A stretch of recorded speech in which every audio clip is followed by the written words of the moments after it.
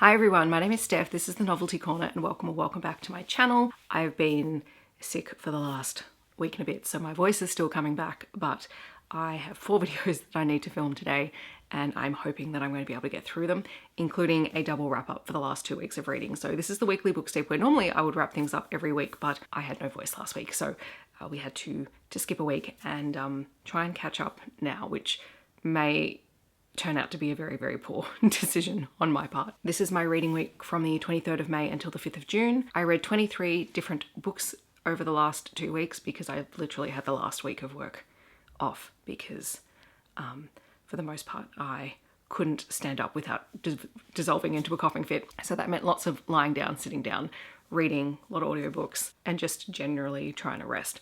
So with those 23 books, I read 6,012 pages. I had 8 rereads, 2 DNFs, and I am in the middle of a vlog project. I have read 3 out of 4 books out of what will be a 5-book vlog. One of them was a DNF, so I'm going to replace it with something else that I do have on my immediate TBR. So there will eventually be 5 books, but of the 4 that I've tried so far, I've read 3 of them. I'm really a little bit frustrated because I missed new release week last week, which is mostly for the kids' titles that I received, because I do try to make sure that I review all the titles on both channels, regardless of whether they're kids' titles or adult titles, just because I'm being sent books. So I do apologise specifically to Alan and Unwin because they went up on my kids' channel, but I obviously didn't get a chance to film them for here. So we're going to talk about them really quickly. I have one more kids' title after that. So there were 3 picture books that they sent me. The first one is Noni the Pony by Alison Lester. This is the 15-year anniversary of Noni the Pony. I remember when this came out, I just started teaching. I think I was in my 2nd year of teaching. Alison Lester is a very, very well-known, well-loved Australian author. An illustrator. She is responsible for Magic Beach, which got turned into a movie. Gorgeous. And this one is following Noni, who is a pony, and it is a very simple early childhood book. It features a lot of rhyme. It is very brightly coloured. It is very much about being a good friend and being there for one another. It is absolutely wonderful, and there is a whole series of other Noni the Pony stories that go along with it. Happy 15 years to Noni the Pony. There is Brave Like Bunji by Gablonski with art by Samantha Campbell. This is an Australian First Nations book. We are following Bunji, who is a boy who doesn't quite feel like he fits in. The things that he believes that people think he should be interested in, he's not really. And this book is his journey of self-discovery, his connection to culture, to land, and to himself, and finding that belief and understanding that the things that you like, the things that you're passionate about are valid and that you are valid. Really, really beautiful book, beautifully illustrated. We love a rainbow end paper. Then there is The Not So Quiet Life of Marceau by Jenn Bailey and Sherry Bushue. And this is illustrated by Pamela Zagorensky, who's apparently a Calder Honour illustrator. And this is a narrative nonfiction of the life of Marceau, who was a Jew living on the France and German border during World War II.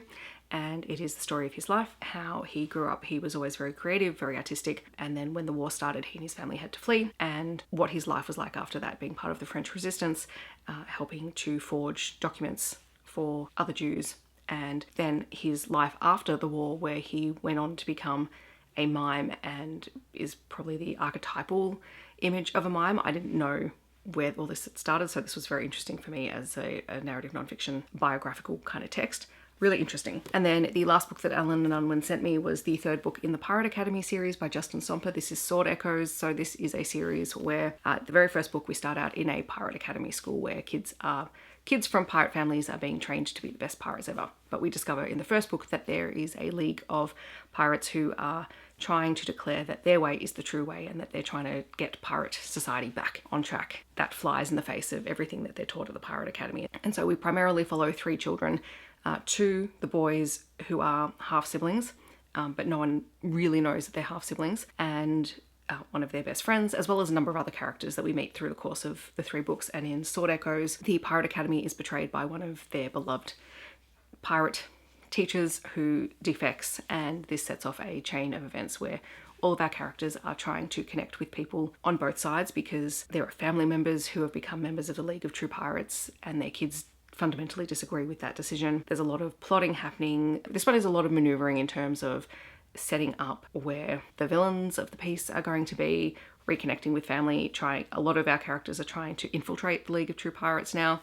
So it's a really fun story. It's a great middle fiction series for those who like pirates. There's plenty of illustrations throughout the text, which makes it, you know, a good stepping stone from illustrated novels into fully non-illustrated novels. And it's action-packed and fast-paced, and we're finding out a lot about these characters now 3 books in. So again, thank you to Alan and Unwin for all 4 of those books. Another book that is a middle fiction graphic novel that I purchased myself is inked by Karen Wasson and Jake A. Minton. This is a full-colour graphic novel that is shortlisted this year for the CBCA Award, so I wanted to pick it up because my class are obsessed with graphic novels. I've talked about this before. In this case, we're following Sid, who is in year 6. He's trying to get a scholarship into a prestigious arts high school, and he gets accepted to the high school, but he doesn't get the scholarship, and his family are not very well off, and so he's not sure he's going to be able to go, which is kind of his dream. And his family own a fish and chip fish shop, and one day he happens to be in the shop and he meets Otto, who is an octopus who can talk. And Otto is determined to get to Rome, but they are living in Rhone, very far away from Rome. And Otto wants Sid's help to get to Rome so that he can go and perform opera because he's a singing octopus. Sid needs help to try and get into this high school. And so they end up entering into a talent quest where Sid is basically going to be Otto's puppet as a opera singer. It is funny and hilarious, and there's a lot in there about friendship. There is a bullying plot where we learn a little bit more about the hows and whys of why someone might choose to pick on other kids. So really, really interesting. I need to cover this and then take it into the classroom, although I did have to take all the graphic novels off the shelf because while I was away, I did attempt to go back to work one day this week. They trashed my graphic novel shelf and it was a mess, so I took all the graphic novels away and I need to go put them back when I get back on Monday. But one day of not having the graphic novels will not hurt them. Had I been able to stay for the day, I would have talked to them about it, but as it was, I wasn't staying, so I took them out so that I could fix them up because a lot of them need some repair. All right, I guess the next category is rereads. So I continued my audiobook reread of the CU hockey series by Eden Finley and Saxon James. So there was Face Off and Cheap Shots, Goal Lines and First Times, and I'm going to apologise profusely because I'm really not going to talk about the rereads just because I need my voice to last. I am really enjoying going back to this series. I am very much looking forward to Asher and Wes's books, which are books 4 and 5. I remember they being the ones that I really enjoyed. Although I will say Goal Lines and First Times was one of the books that I first read that featured ace and demisexual rep that felt like something that I recognised. So that was kind of important to come back to. I also reread the audiobook of Foolish Puckboy by Eden Finley and Saxon James, and I forgot that this was Alex's story. So Alex is a professional hockey player. He's recently divorced. He's moved to Seattle and he falls for a firefighter. So he's known that he's bisexual for a number of years, and his marriage has just ended. And the advice he's given is don't jump into a relationship with a man because it's going to look like you were cheating on her. And unfortunately, he, at the start of the book, is having a party with the queer collective members, and the fire department is called, and there he meets Gabe, who is a firefighter. And I really love this particular story because even though they are idiots, they're not constantly idiots, and it's a really nice, fun story. And I love Alex and Gabe and their relationship. So that was also really nice and kind of a comfort read. I listened to the audiobook of Rebound Control by Jodi because it came out, but I will be rereading this hopefully in June so that I can annotate the actual book. I'll talk more about it when I do that because that'll be reread 3. And then I reread Magic Bites, Magic Burns and Magic Strikes on graphic audio by Ilona Andrews while I was doing various little projects. That was like 2 weeks ago. And I also reread Missing in Action by Kate Canterbary, which is a queer contemporary romance set in her shared universe. It's part of the Walsh series and it's connected to Coastal Elite and a number of other books, where we're following Wes, who is an ex-Navy SEAL turned covert operative who gets burned. At the start of the book we open, he's been injured, his cover has been blown, and he has to get back to the US in one piece. And when he gets back there, basically, they toss him out. He needs to recover. He's been shot, he's been stabbed, he's got electrical burns, all of that sort of stuff. And he gets taken in by his brother, who is married to, Shannon Walsh, that was one of my favourite stories in the Walsh family series. And it is Wes falling for Tom, who is Shannon's former personal assistant, but also now managing director or chief of operations for their architecture firm. And they couldn't be more different. Wes has itchy feet and needs to travel all the time. And Tom is a very stable character. He just needs to be surrounded by the things that he knows, the routine that he has, his meal planning. I will content warning for this book in particular because in Tom's past, his family are deeply homophobic and they basically sent him to conversion camp. And so he has a lot of trauma coming from that. Like, he's dealt with it, but also he's not willing to compromise who he is for somebody else. And Wes is not ready to come out to his family yet, even though everyone in his family knows. But Wes is like, he's living in this bubble because he was in the military for so long, and he saw his father, who was quite high up in the military, enforce don't ask, don't tell. And so he's got it in his head that he can't come out. So it's a really interesting story. It's been a while since I read it, so I was listening to the audiobook and immersive reading it on my e-reader. And I'm glad that I went back to it because it's been one of those ones that I've been meaning to reread for a while. All right, next we have project books. So I have, well, these are 3 of the project books. They may or may not be the books that I've actually read. Some of you will know if I've read it or not. And then there is Hold Me Like a Grudge by Celine as well. And I've got more coming. Which brings us to the rest of the books. So May and Izzy convinced me to read Face Off by Chelsea Curto, which I thought I'd tried it and DNF'd it, but apparently I hadn't, because this book is absolutely delightful. Like, it is really, really fun. We are following Emmy, who is the first female to be given a contract with the NHL. So she's playing in the men's league, which, don't get me wrong, I love the PWHL and I love everything that it stands for, but seeing a woman get a contract in the men's, like, let's challenge them, and the fact that she's better than a number of them is icing on the cake. Anyway, she ends up on this team and she ends up falling for the captain of the team, Maverick, although he kind of falls first because he's a bit of an ass to her the first time that he meets her, and he has to spend the entire book making it up to her because he realizes that she's fantastic. Like, she is delightful. It does go into a lot of the challenges of the sport. It does talk a lot about the negatives of the sport, but it does have a very positive spin on sort of their relationship, and it was just utterly delightful. They become friends with benefits and then friends to lovers, and it is a massive long book, but it doesn't feel like it when you're reading it, and I'm really excited to continue the series because Chelsea's writing style is really compelling. I also read Mythos Unbound by Shayla Morganson, which is an urban fantasy. And this one actually is following 2 siblings. They're not blood related. I picked this up at a book event at the start of this year, and it just sounded really cool. And it came with, well, I was able to purchase little vellum inserts, so that was really fun. But we have Evie, who is a FBI profiler, and we have Finn, who is a mythology lecturer by day, but he also has the ability to sense and hunt supernatural beings. And they were raised by Evie's stepfather, who has always believed there's something wrong with Evie, but he's raised Finn to hunt these monsters because he saved Finn as a child from a pack of monsters.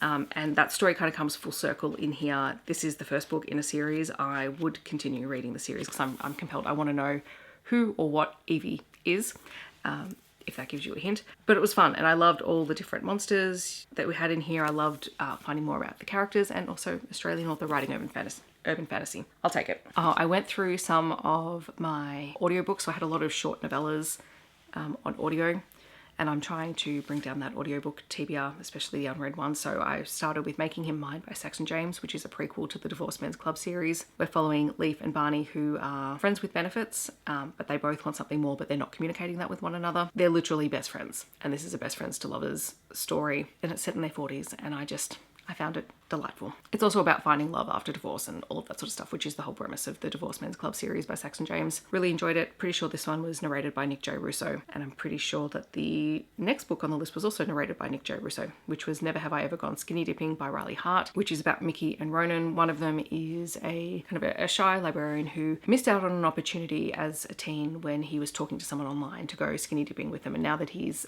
older, he's kind of got regrets that he kind of never followed through on that, because that person that he was talking to was someone that he really connected with. As it turns out, this may be a second chance opportunity at that, both the action and the person.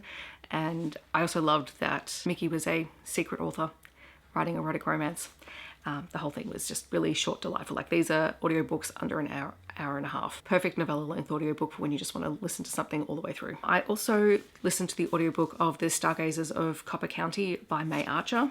I can't remember who the audio narrator was for that off the top of my head. Michael Dean. This is an age gap employer-employee romance between Bennett and Theo. Basically, Theo works doing the yard work for Bennett's property. It's set in a small town. It is just short and steamy. It features some voyeurism. It was entertaining. Not as good as the other 2, but I did enjoy it. I also read Charming Him by Louisa Masters, which is part of the Met his Match series. This one I did get from Louisa's Patreon. I'm slowly working my way now through her contemporary back catalogue, so I've read all of the paranormal and fantasy books. So we're following Australian nurse Ben, who works as a private nurse, and he was left some money by the last person that he cared for, because he cared for her for a number of years. And as part of his legacy to her, she was a big traveller. She came from money. And so he's decided to go travelling to a number of places where she talked about, including Monte Carlo, where he is trying to not spend all of his money because he's never really had money before, and he received quite a bit. So he's there, and then he happens to see this guy who is very, very attractive. He thinks that he's part of the Albanian mob or mafia. But as it turns out, that is Leo, who is French and takes a liking to Ben. And they end up spending a bit of time together, getting to know one another and falling into this holiday romance fling that turns more serious. But it does involve both of them having to figure out whether this is a long-term thing, because they do come from very different worlds. Leo comes from a significant amount of money. Like, money is no barrier to him whatsoever. So it is a billionaire kind of story. But yeah, it's been a while since I read a holiday romance quite like this. So it was interesting. I also read Ship Happens by Mason Deaver. I had a NetGalley arc for this. This was a really delightful book, to be honest. It features two trans male main characters who used to be in a relationship, and they are forced into forced proximity by well-meaning family and friends when the group of them end up on a cruise ship. So it's very much a second chance romance as the two of them work through their past history. Their past relationship ended because they were both going in different directions. So Owen is trying to build a tattoo artist parlor business himself, and Jacob was in research, and his research took him across the country and then out of the country.